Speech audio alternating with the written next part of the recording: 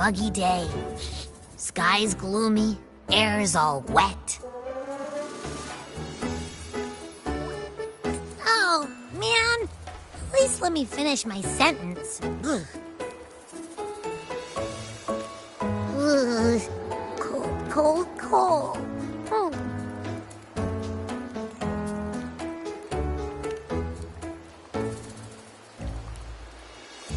All right.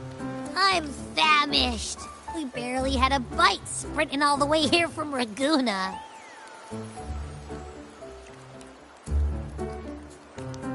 Whoa! Pinch me! This is a feast and a half!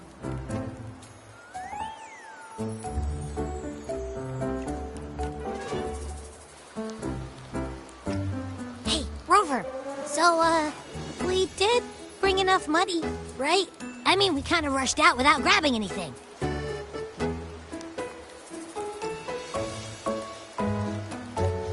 Oh, that. Don't worry, money's not an issue. Augusta made sure we're covered. All our food and lodging here in Septimon is built straight to the F4's palace.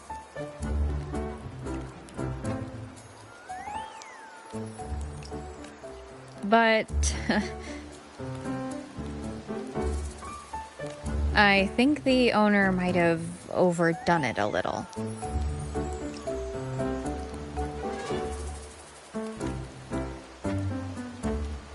Ha! Better get used to it. You're the champ of the Great Aegon.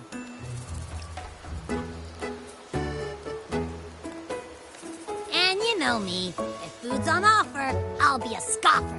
Yeah, no leftovers, guaranteed.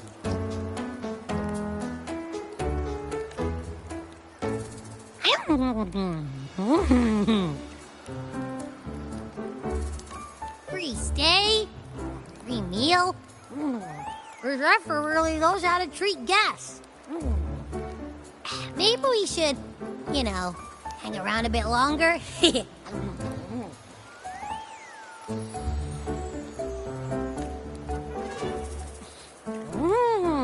This smells amazing!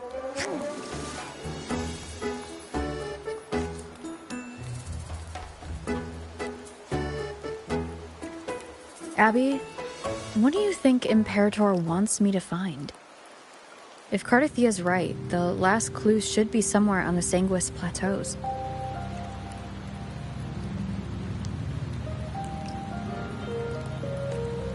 We're so close to the finish line. Just one step away. But our pace has slowed. Relax. We're already back in Septimon. What's the rush?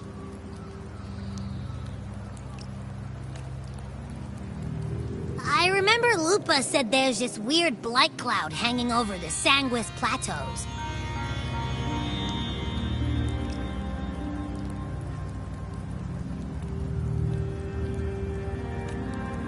And when the high tide, or whatever, rolls around, all the gladiators go there to hunt tacit discords.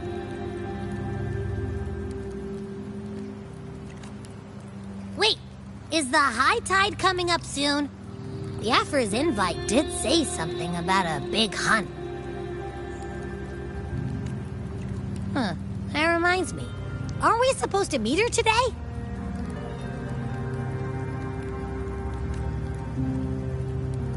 A messenger came this morning. Augusta is dealing with an emergency, so our meeting's postponed. Looks like it'll be a while.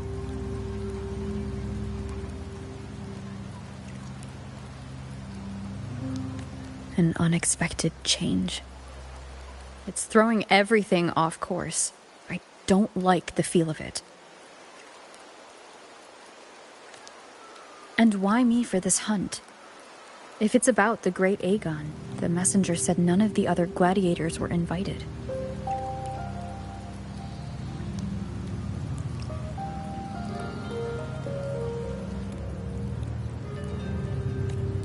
Who knows? Maybe she just wants to test her strength against you. Typical Septimontian, right? You think so? I've only met her a few times, but I doubt she acts on such simple impulses. And as the Ephor, can she really thoughtlessly do whatever she wants? Guessed from afar, you possess eyes as clear as crystal.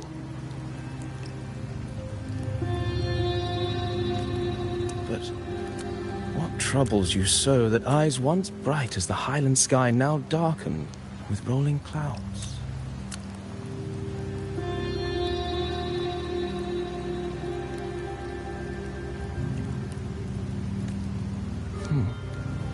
A warrior who walks the blade's edge does not falter over trifles. The clouds, if I may guess, are cast from the throne. At the peak of Capitolini Hill, beneath the pale walls of the Ephes Palace, secrets lie buried. And the most intricate among them are those born from the pursuit of power. Even one as honorable as the Ephor must learn when to be ruthless. In Septimont, a city forged in iron and blood, anyone who seeks the throne without knowing the cost is no better than a lamb marching to the butcher's knife.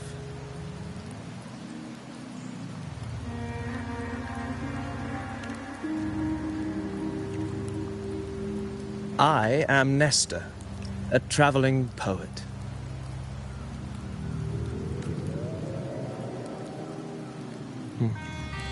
The rains in Septimont never seem eager to leave this season. So then,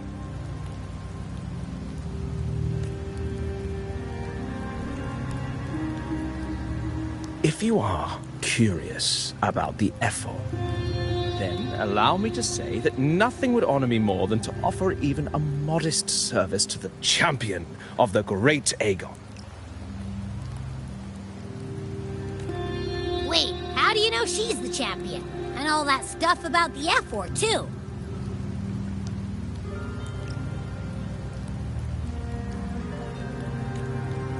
Huh? Your eyes. Were we talking too loud? To see and to hear are but two of the many ways to perceive. Trusting the senses is a habit, a natural expedience, but not the only option.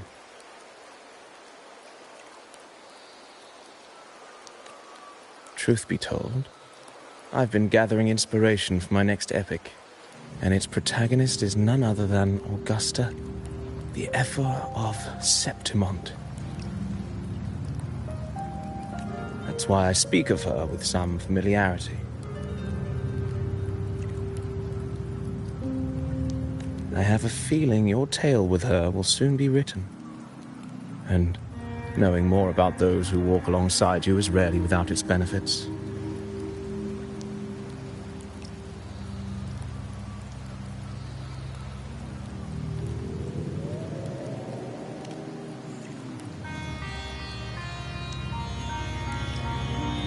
Augusta. A girl of humble birth, a resonator of modest talent, a commoner without noble patronage. And yet, from the den of wolves that is Septimont City, she rose and eventually claimed her place. Just like the burning sun was once a cloud of dust.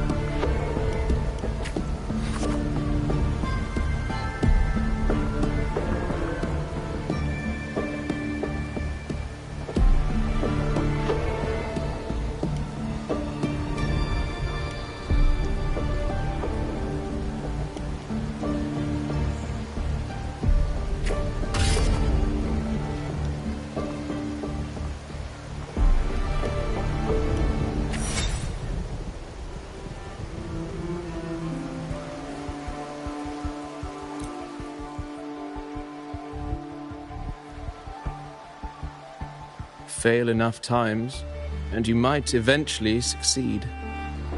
Should we call it resilience? Or mere stubbornness?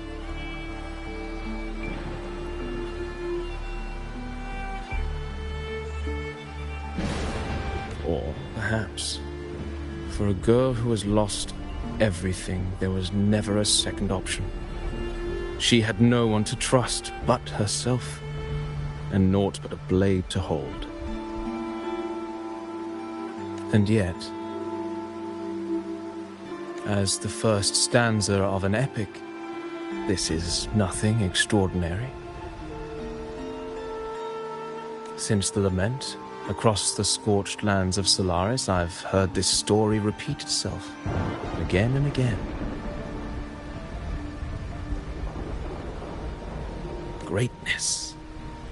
Yes, our era has certainly seen it. But true greatness is never found on the first page of a story. Courage, glory, and honor. Such immortal virtues have been etched in tablet and stone. They are never forged overnight. Light as a thread, elusive as the wind, they weave themselves into every twist of fate, tangling with every insignificant choice we make.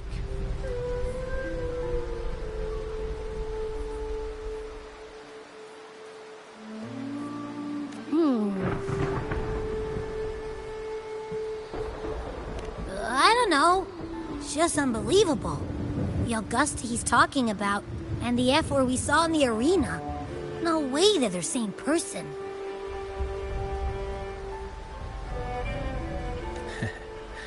A girl far from home, arriving in the city upon Capitolini Hill in pursuit of strength. No title, no status, no wealth.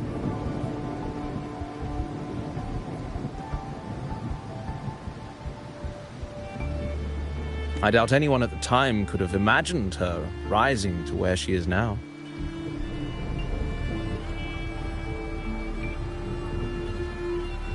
Do you mean Cato? Do you believe Cato handed her that final victory on purpose, and that his scathing words were a test of her resolve?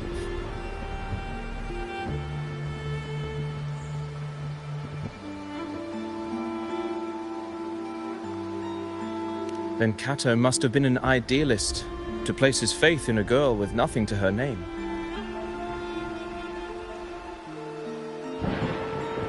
Now, why don't we keep this question in mind and see where the story leads us?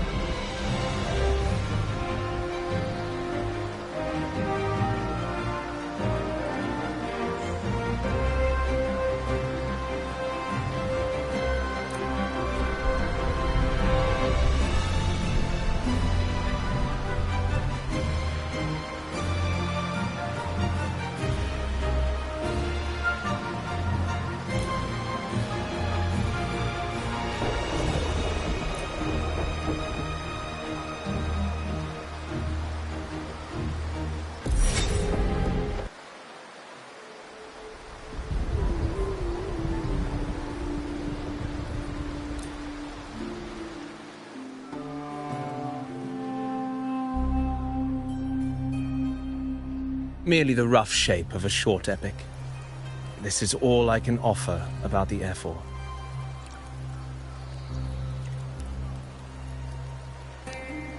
Now, as a listener, what do you make of my narration?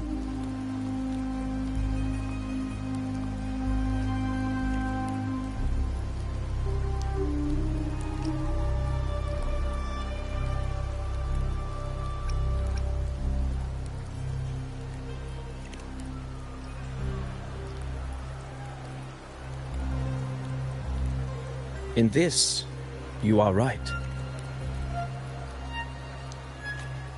Poetry can only offer a glimpse of the true story, the reality of people, events, and things slips beyond the grasp of words.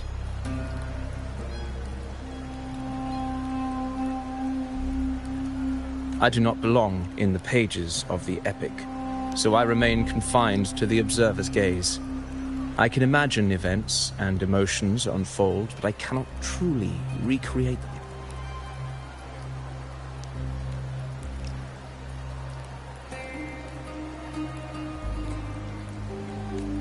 Here's some advice for you, though I hesitate to call it such. If you want the truth of a story, step into it. Become part of it. The opportunity stands before you now. As I've said, the tale between you and Augusta, the hero of Septimont, is only now turning its next page.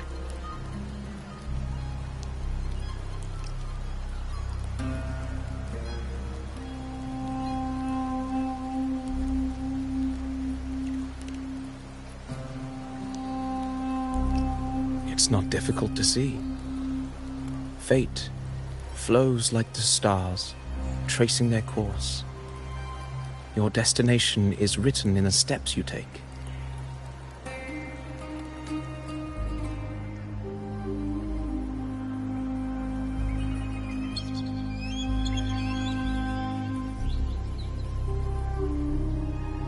The rain is passing.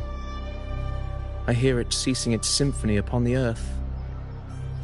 It is time for farewells.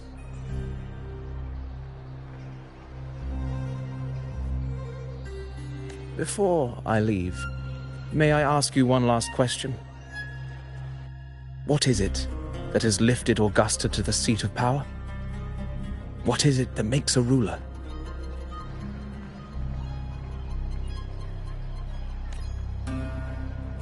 Well, I'd say strength. Let's be real. There's no way Augusta could have passed those trials without strength.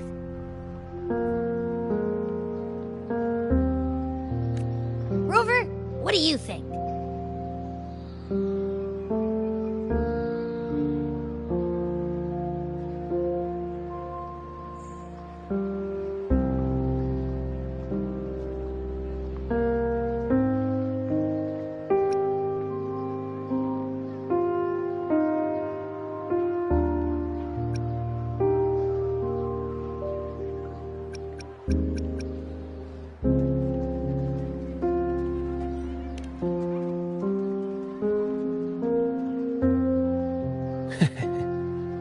You needn't rush to answer now.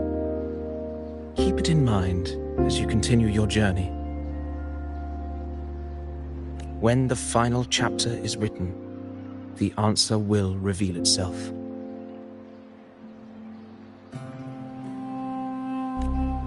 Farewell, my friend. Our paths crossed by fate and by chance. Soon, after this brief encounter, everything about me will be gone with the wind. But you, your epic continues.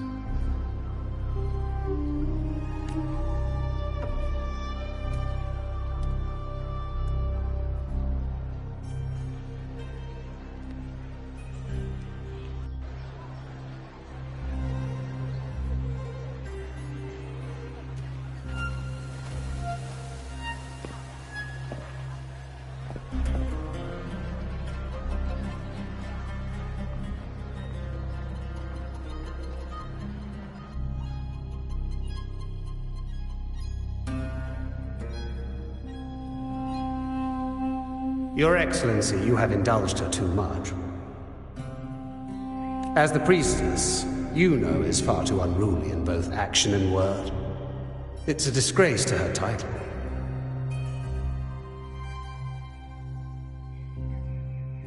Indeed. She entered the palace unannounced, uninvited, and with no decorum. A blatant affront to the authority of the palace. Same as always. Senators, all she crossed was a doorway. One too insignificant to carry the weight of our authority, or defend anyone's fragile pride. Let us not forget, it is not the walls of Capitolini Hill that command fear. It is my will, my sword, and our relentless conquest. I know your fear.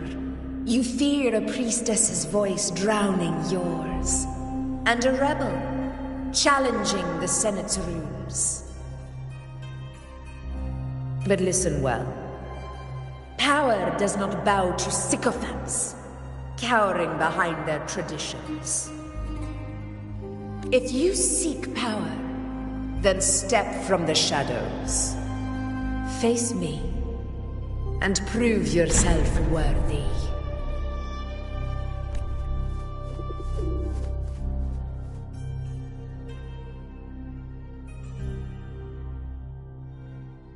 Took you long enough, Augusta. Handling the senators takes time. You know that. Well, to keep our esteemed priestess from waiting, maybe next time I'll just leave them to their own devices.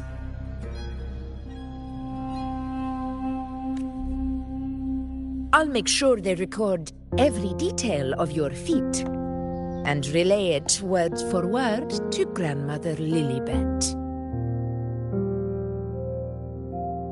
Priestess Iuno, unruly behavior, left Tetragon Temple without permission and trespassed into the Ephor's palace.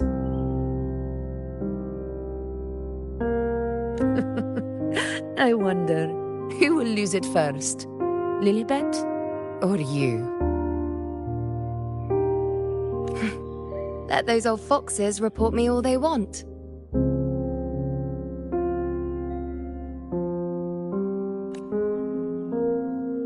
If they step into the tetragon left foot first, I'll shoot the left. Right foot first, I'll shoot the right. Hey, I'm with you on that one. The Senate should be reminded now and then that the Tetragon's kindness is not a reason to take Priestess Yuno lightly.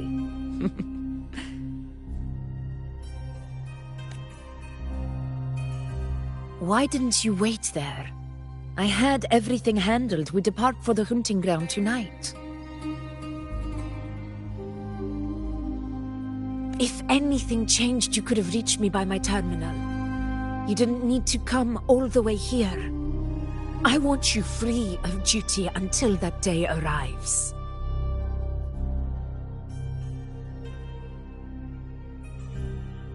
You're overthinking it, Augusta. I'm here to see that person. Grandmother Lilibet said her fate is one of unknowable void. Sounds intriguing enough to make time for. So that's it? Too bad. The ship from Laguna won't dock until tomorrow morning, and we'll be gone by then. Ugh, what a hassle. Patience, you know. The warrior has accepted the invitation. So, you'll have plenty of time to meet during the hunt.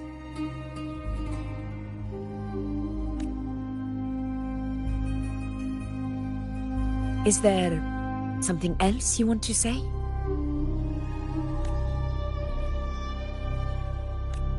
I read Grandma Lilibet's book of prophecies. The hunt and our plan, Neither end well.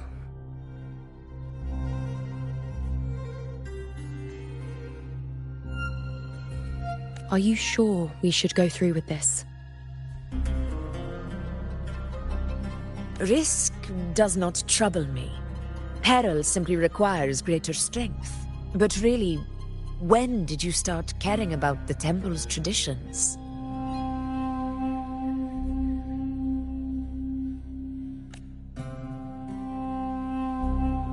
O ye faithless of Septimont, the divinity is enraged. Should your ruler defy their will again, doom shall be your fate. Lately, I've been hearing murmurs from the nobles again, about the ancient prophecy from Raguna.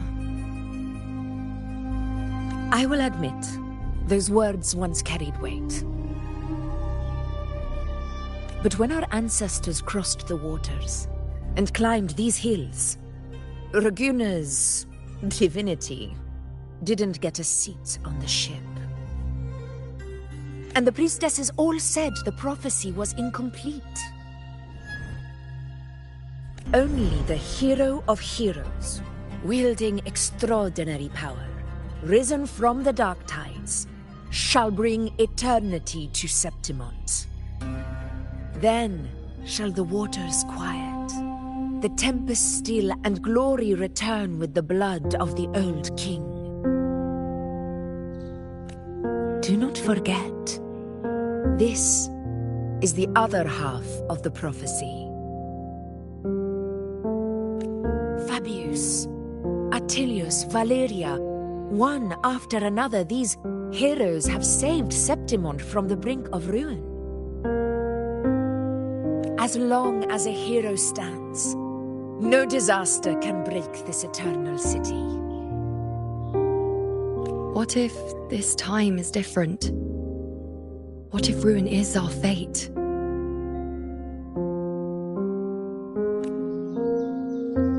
Then I will sever that fate with my blade.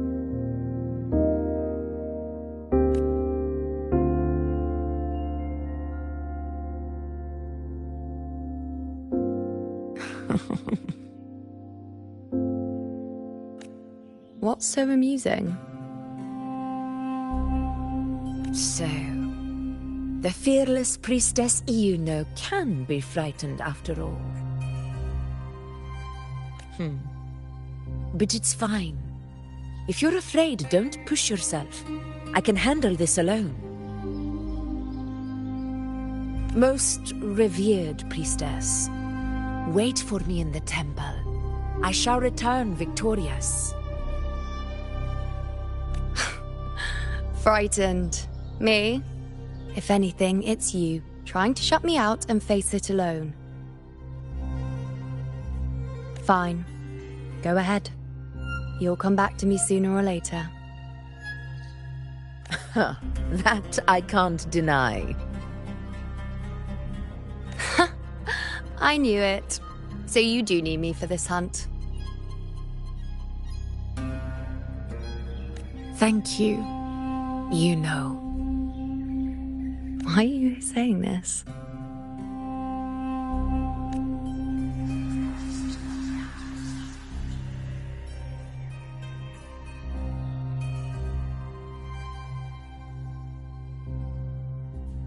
The storm is coming.